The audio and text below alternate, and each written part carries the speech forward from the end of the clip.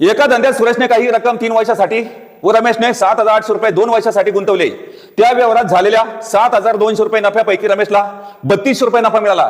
तर सुरेशने किती भांडवल गुंतवले? तर मग आता याच्यामध्ये पात्र कोणकोणते?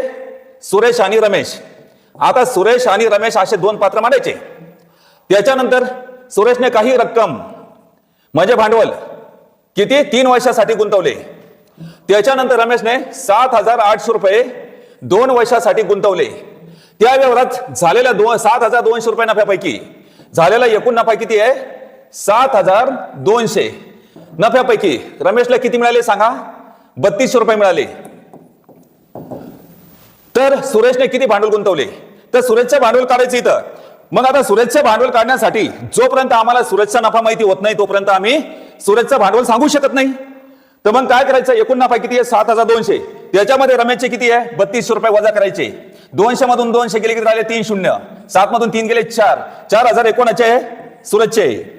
आता हे आपल्याला समजलं असेल तर सगळ्यात सोपं काय करायचं आहे? गणित एकदम सोपं आहे।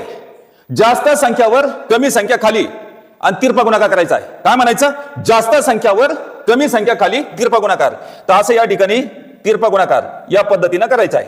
तर मग आता काय? 4000 गुणिला 2 गुणिला 7,800 आपण 3200 गुणिला 3। तर आता 2 शून्याला 2 शून्याला काढायचं। 32 आणि 40 कोणत्या पाड्यामध्ये? 8च्या। 8 चौक 32, 8 पंच 40।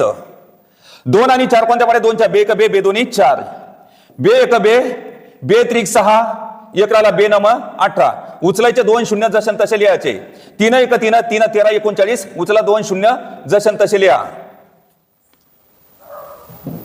तर मग आता कोणाचा गुणाकार? 5 आणि 1300चा। हे उचला 2 शून्य जसे तसे लिहा आणि 3 5 65। तर मग आता इथं सुरेशचं भांडवल किती आहे? 6,500 रुपये।